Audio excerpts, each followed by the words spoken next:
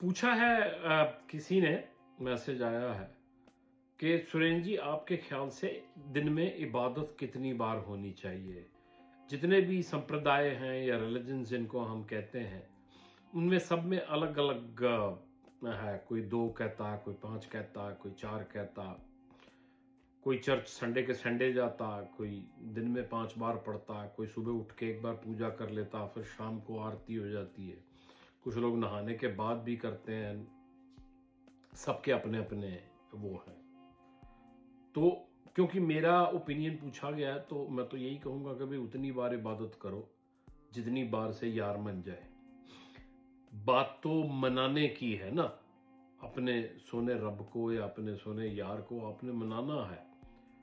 तो अब जितनी बार आप आपके दिल से उठे, ये ना सोचें कि कितनी बार, गिनती ना गिने, मन का ना पकड़े और गिने कि कितनी बार करना है तो फिर कर डालो।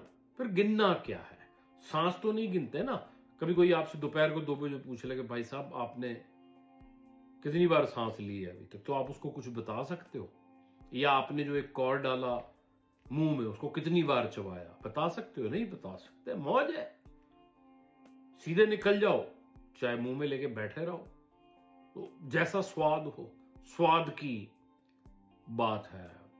बात करते करते मुझे याद आया है कि किसी ने क्या खूब कहा है कि 24,000 नमाज फकर दी ते तू 5 है की दियां पढ़दा। 24,000 नमाज फकर दी ते तू 5 है की दियां पढ़दा। जबान ना हिले ते बुल ना फड़के ओ मुल्ला उस दरदा।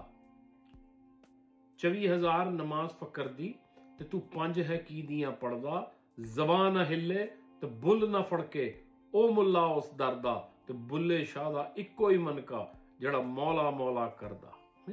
ਹਾਂਜੀ ਲੋਕ ਮੱਕੇ ਨੂੰ ਜਾਂਦੇ ਤੇ ਮੇਰੇ ਦਿਲ ਵਿੱਚ 900 ਮੱਕਾ, ਵਿੱਚੇ ਹਾਜ਼ੀ ਵਿੱਚੇ काजी ਵਿੱਚੇ चोर चक्का।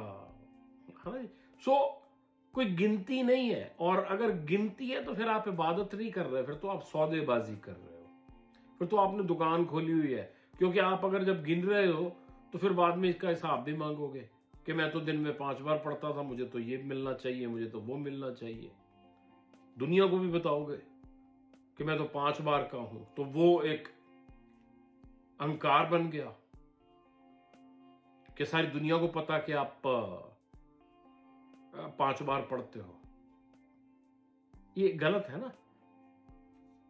यार का दीदार करना है या यार से बात करनी है, खुदा से, अल्लाह से, भगवान से बात करनी, किसी को पता नहीं होना चाहिए कि आप अपने महबूब से कितनी बार राफ्ता करते हो। तो बड़ी अंदर की बात है, बड़ी पर्सनल बात है।